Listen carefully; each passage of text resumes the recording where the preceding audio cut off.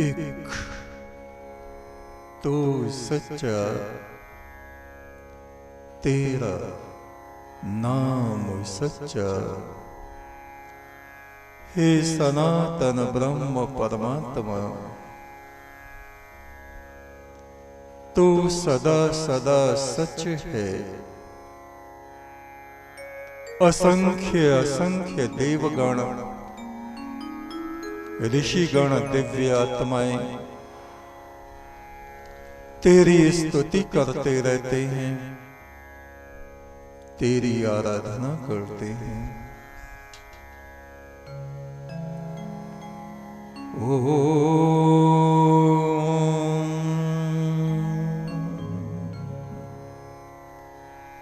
यम ब्रह्मा वरुणेन्द्र रुद्र मरुतः स्तुन्वन्ति दिव्यैस्तवैः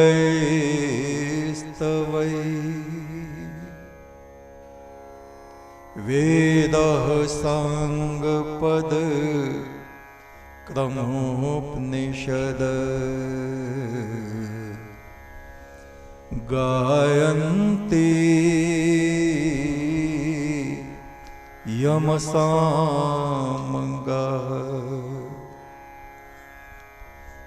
ध्यानवस्थित तद्गतेन मनसा पश्यन्ति यमयोगिनो यस्यान्तं न विदो सुरासुरगणा देवाय तस्मै नमः।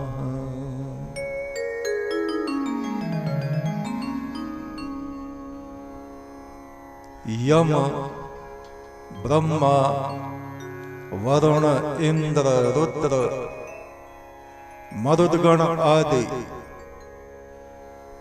दिव्य मंत्रों से जिस पार ब्रह्म परमेश्वर की स्तुति करते रहते हैं, वेद उपनिषदों के द्वारा ऋषिगण जिस परम ब्रह्म आदि देव परमात्मा की स्तुति सामवेद के मंत्रों से करते रहते हैं, ध्यान में स्थित हुए योगी अपनी आत्मा के प्रकाश में जिसका ध्यान करते हैं, सिमरन करते हैं, इतना सब होने पर भी यस्यांतम न विदो सुरासुरगण, उस आदि पुरुष परमात्मा के आदि अंत को न तो देवगण जानते हैं, न असुर जानते हैं। ऐसे सनातन पुरुष परमात्मा को नमस्कार है, नमस्कार है। कण कण में व्यापक उस परम ब्रह्म का कुछ क्षणों के लिए हम ध्यान करें। सीधे होके बैठें, कमर, गर्दन, मस्तक को सीधा रखें, हाथों की तर्जनी उंगली और अंगूठे को मिला के रखें, आंखों को बंद करें, मस्तक में परम ब्रह्म की ज्योति को देखें, उसी ज्योति में उठते ब्रह्मनाद गुंजार को सुने, आती जाती हुई सांसों पर ध्यान दें, गहरी शांति का अनुभव करें।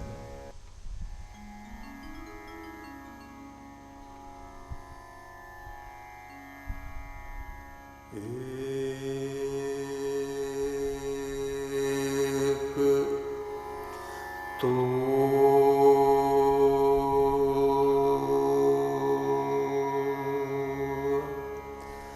सच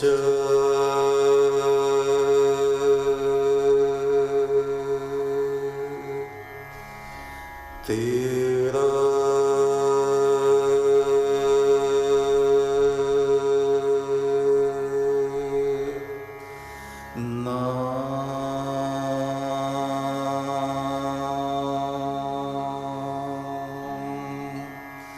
सच्चा एक तो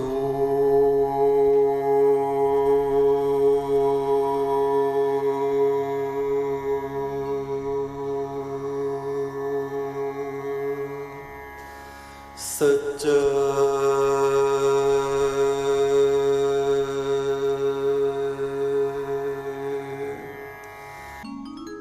एक तो सच्चा तेरा नाम सच्चा। सामवेद के कुछ मंत्र आप सुने। इन मंत्रों के ऋषि हैं ययाति। महाराजा नहुष के पुत्र ययाति। नहुष ऐसे राजा हुए, राज ऋषि हुए, जिन्होंने स्वर्ग पर भी शासन किया, इंद्र पद को सुशोभित किया। और महादेव शिव की पुत्री अशोक सुंदरी से उनका विवाह हुआ था। उन नहुष के पुत्र हुए महाराजा ययाति, जिनका राज्य बदायूं में नबीगंज एक जगह है। वहां पर ययाति के टीले आज भी प्रसिद्ध हैं। हम लोगों का वहां जाना हुआ है। दैत्य गुरु शुक्राचार्य की पुत्री देवयानी से उनका विवाह हुआ था महाराजा ययाति का। उन्हीं महाराजा ययाति के मंत्र सामवेद में दर्ज हैं, जो आज हमारे सामने हैं ये मंत्र। ययाति इन्होंने हरियाणा में प्रथोदक तीर्थ, जहां सरस्वती नदी बहती थी, आज के वक्त में जिसको पिहोवा कस्बा कहा जाता है, वहां पर 101 यज्ञ किए थे। और ये भी स्वर्ग में पहुंचे। इन ऋषि के ये मंत्र हैं। राजा भी थे और ऋषि भी थे। प्राचीन भारत में हमारे यहां राजा ऋषि होते थे। ययाति ऐसा ऋषि, ऐसा राजा जिसकी आत्मा, जिसका हृदय, जिसका चिंतन, जिसके पुण्य कर्म सदा उस परम ब्रह्म की तरफ को गतिमान है, ऐसा ऋषि। इन मंत्रों के देवता हैं सोम, यानी ईश्वर के अमृतमय स्वरूप का वर्णन। छंद अनुष्टुप, स्वर गांधार, सा को सड़ज, रे को ऋषभ, गा को गांधार। संगीत की भाषा में कहा जाता है। ओ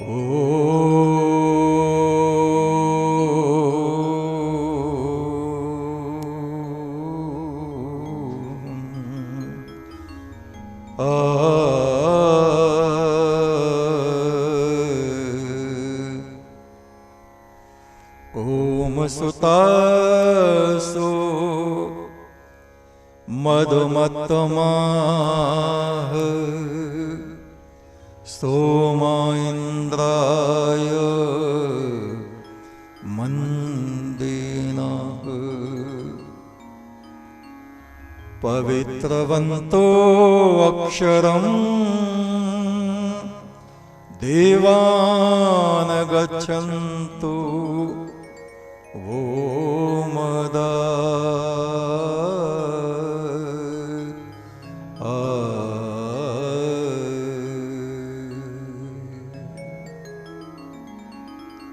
उस परम ब्रह्म का अपनी अंतरात्मा में ध्यान करने वाले ब्रह्म ज्ञानी पुरुष सदा ईश्वरीय प्रकाश से और दिव्य आनंद से भरे रहते हैं।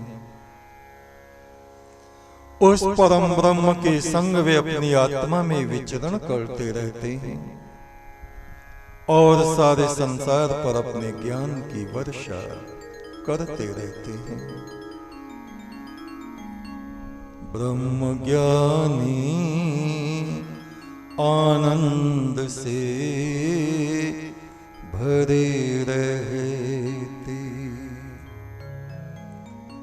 उस परम ब्रह्म में विचरण करते रहते, ज्ञान वर्षा सब पे करते रहते, ज्ञान वर्षा सब पे करते रहते। ओम इंद्राय पवतयति देवासो अब्रुवन् वाचस्पतिर् मखस्यते विश्वस्येशान ओजसः।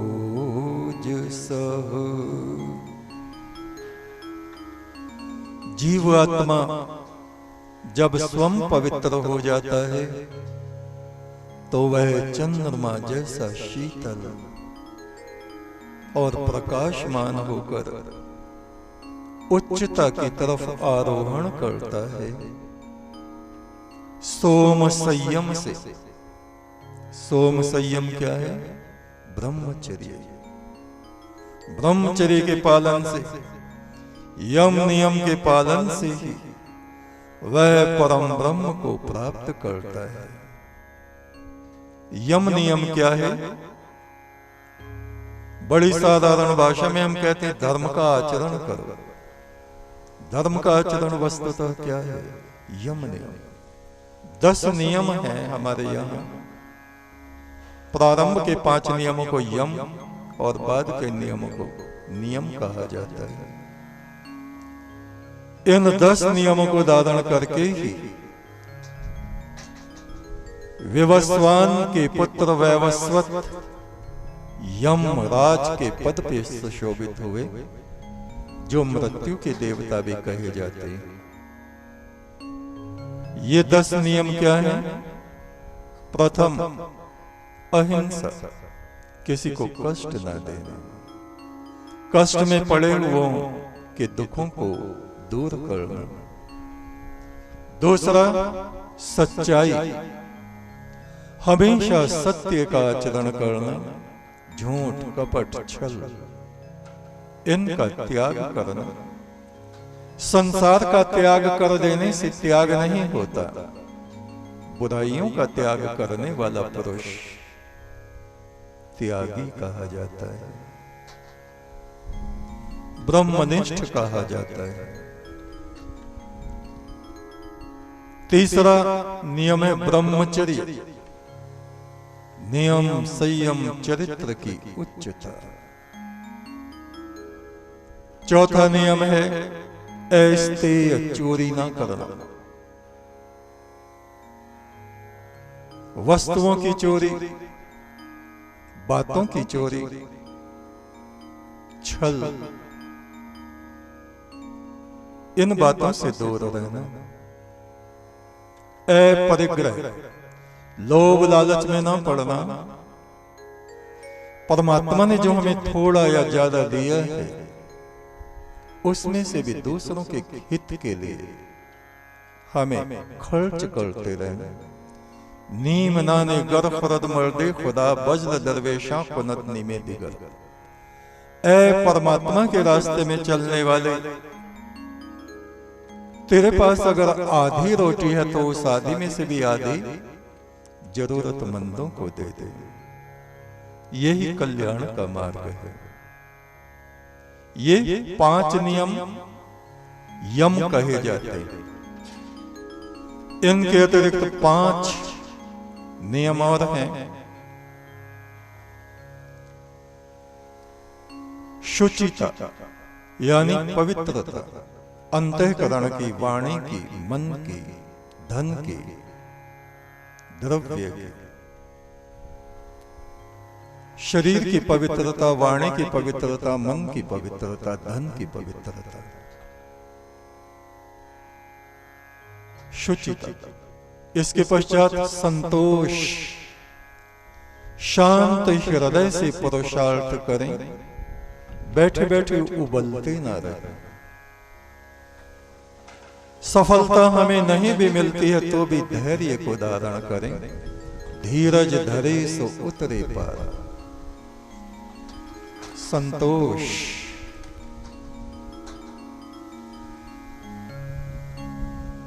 इसके पश्चात स्वाध्याय। वेद मंत्रों के अध्ययन को, गुरु वचनों के अध्ययन को ही स्वाध्याय कहा जाता है।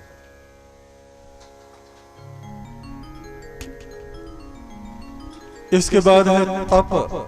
शरीर का तप, वाणी का तप, मन का तप।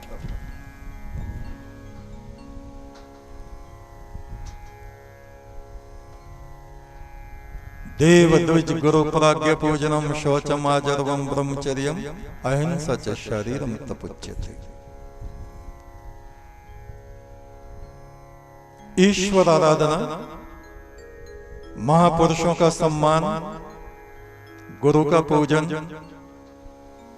ब्रह्मचर्य आदि ये शरीर के तप कहे जाते हैं।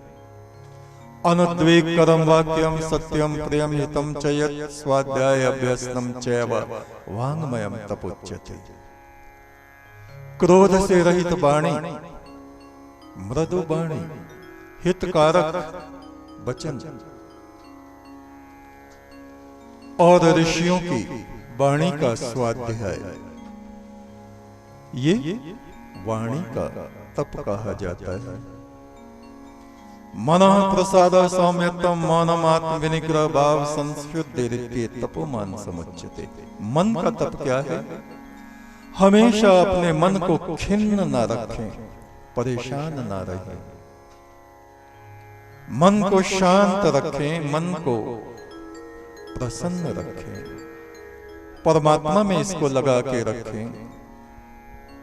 सौम्यता को धारण करें, कोमलता को धारण करें, कठोरता कुटिलता को धारण ना करें।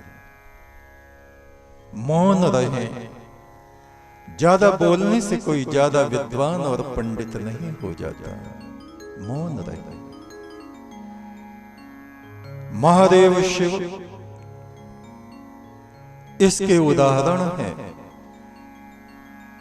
वे हिमालय के राजा भी हैं और ऋषि भी हैं। निरंतर मौन में स्थित रहते हैं और जब बोलते हैं ईश्वर वाणी बोलते हैं, वेद मंत्रों को बोलते हैं, सामगान गाते हैं। तप। और इसके पश्चात 10वां नियम है ईश्वर प्रणिधान। अपनी आत्मा को परमात्मा में अर्पित कर देना। पूरी तरह से उसको अपना जीवन, अपना शरीर, अपना मन, सर्वस्व उस प्रभु परमात्मा को सौंप देना। ये 10 नियम यम और नियम कहे जाते हैं। जीव जब स्वयं पवित्र निर्मल हो जाता है चंद्रमा की तरह, तब वो परमेश्वर की तरफ हो जाता है। सोम संयम ही परम ब्रह्म को पाता है। इस सोम का संयम करने वाला पुरुष परम ब्रह्म की ज्योति को जीते जी अपने शरीर में प्राप्त कर लेता है।